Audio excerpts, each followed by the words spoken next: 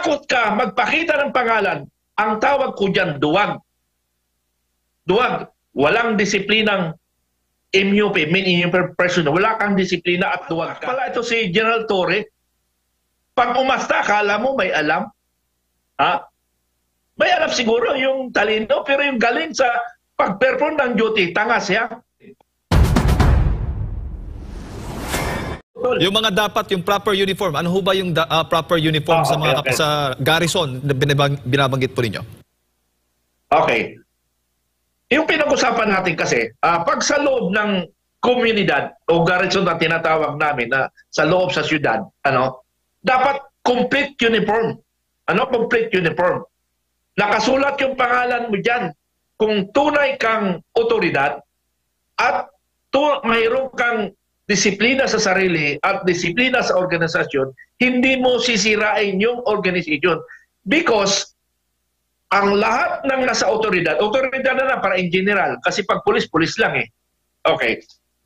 Ang isang otoridad, para ma-recognize ka at matawag na may disiplina ka, lahat kasi ng gagawin mo, it's either lower rank ka, high rank ka, dapat makikita sa iyo ang action mo. Kasi lahat ng action mo, hindi mo yan action. Hindi mo yan individual action.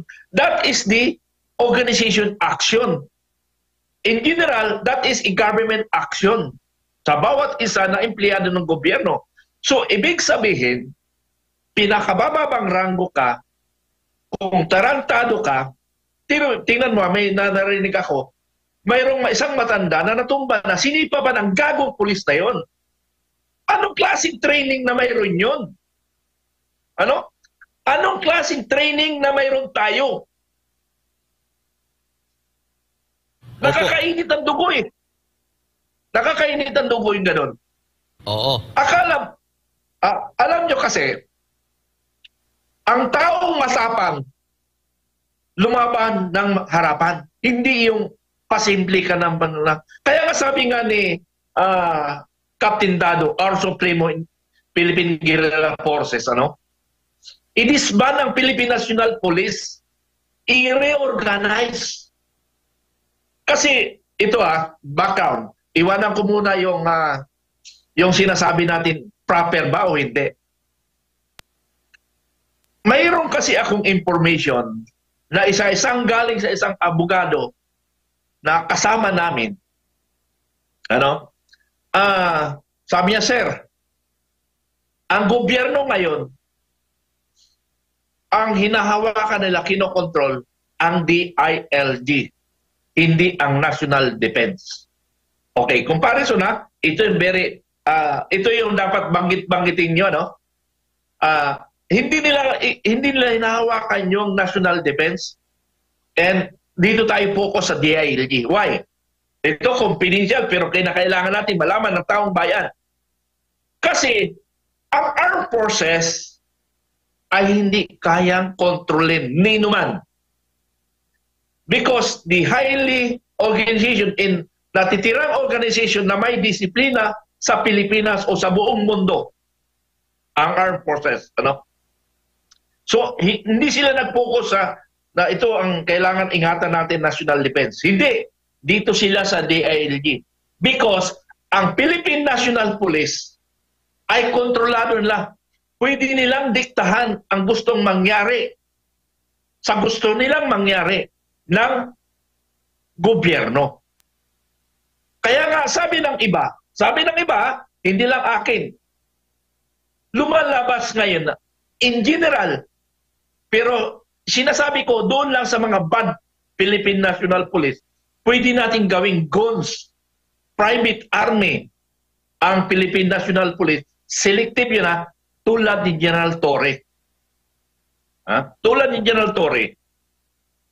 Alam mo, okay, saka ko nasasagutin yung kasi bibigyan natin ng background. Si General Torre, based on my research, at mayroon kasi isang kabaro natin na nagsabi na maganda naman ang performance ni General Torre from sinasabi niya sa Samar, Provincial Commander. May sumagot, naka-plug doon at ito, wag niyong, dapat ilagay niyo sa record niyo. Okay. Mayroong person na ingrata, si General Torre, sa Samar.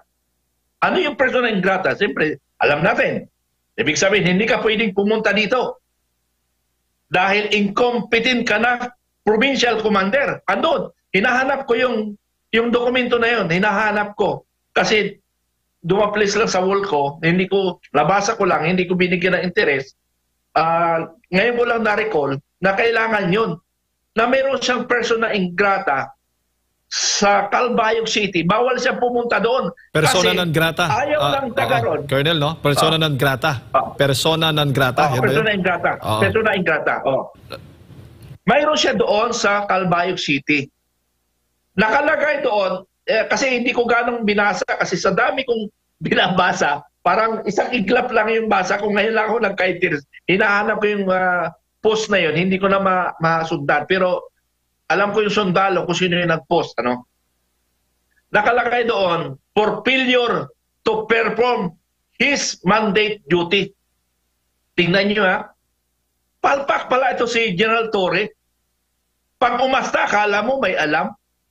Ha? May alam siguro yung talino, pero yung galing sa pag-perform ng duty, tanga siya. Okay, di ba? Hindi ko matandaan yung na-controversial siya dito sa Quezon City, naging AP siya ng Quezon City. Pumalpak rin siya, na-imbestigahan. Hindi ko matandaan kung ano yung failure niya doon. So, dalawang kanyang kapalpakan. Pangatlo na ngayon. Ha? Pangatlo. Ngayon, pag naging AP siya ng pulis, ang naglagay sa nga tanga. Tangang nag-appoint sa kanya. Okay, balik tayo kasi nabigyan akong background si General Torre. Ano? Yung mag-perform ka doon, yung uniforme, marami kasing ganun eh. Karamihan yan sa pulis. Ano? Mag-perform ng duty, nakatakip yung nameplate. Ano yan? Ginagago mong taong bayan? Ganun ba pwede mong gagawin ng taong bayan? Pwede na palang ganun gagawin mong taong bayan? Mag-perform ka ng duty, wala kang nameplate, ibig sabihin duwag ka. Ang lahat ng otoridad, ito, masasabi ko sa inyo kasi otoridad din ako dati. Ano? Kung natatakot ka magpakita ng pangalan, ang tawag ko dyan, duwag. Duwag. Walang disiplinang MUP, mean in person. Wala kang disiplina at duwag ka. Sa lahat. Sa lahat ng mga gago. Kasi narami ako na-obserban yan eh. Nakita ko yan. May nagpe-perform na pulis. Nakakuan dito. Tapos sinasabi yan, parang tsanta nga. Parang siyang wala siyang narinig. Parang katulad niya nangyari sa KOGC. Kinakausap mo, para ka lang tanga ng kipag-usap. Tapos kukunin pa yung kanilang tawag nito, yung arnes, para lang maingay.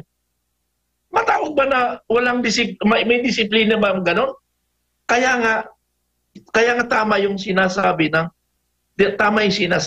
nung information sinabi ko, dito tayo sa police mag-concentrate. Kasi pwede nating gawing tanga-tanga itong police, sunod-sunuran itong police. I'm sorry sa mga ibang police I'm sorry. Pero yun ang nakikita eh. Anong magagawa natin? Anong magagawa natin kung yun ang totoo talaga?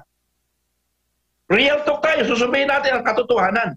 Para ito naman ang hiling ko sa mga kamag-anak ng pulis, kapatid, magulang, anak, pagsabihan nyo yung anak ninyo, pagsabihan nyo yung asawa nyo, pagsabihan nyo yung ama ninyo, na nagmumukha kayong tanga.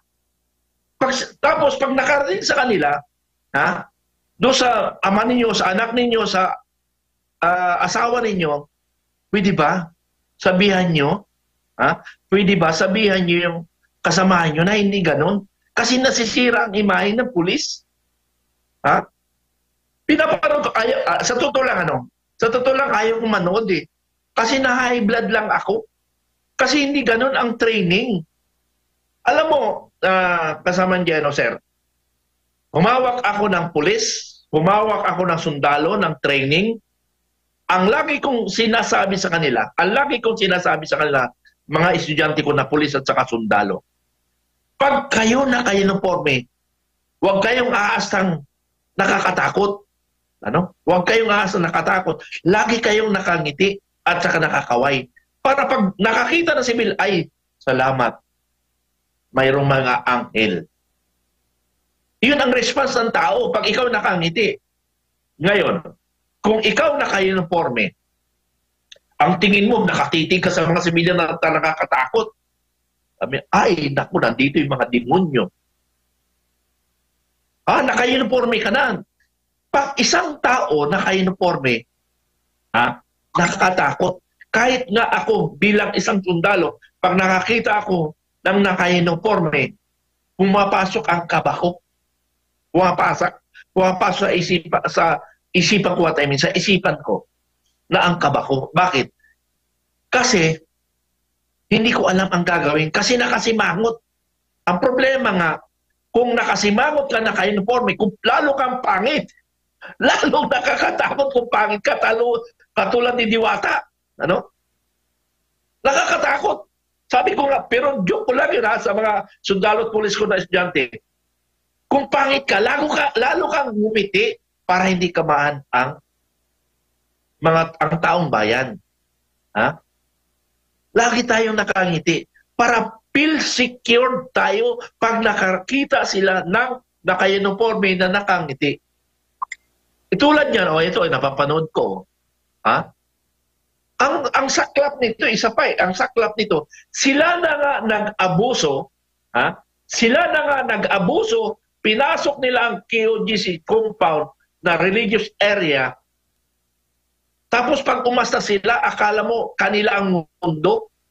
May panahon rin kayo, tandaan nyo yan. Tapos sila pa ang may ganang umaristo. Ang dami nilang inaristo.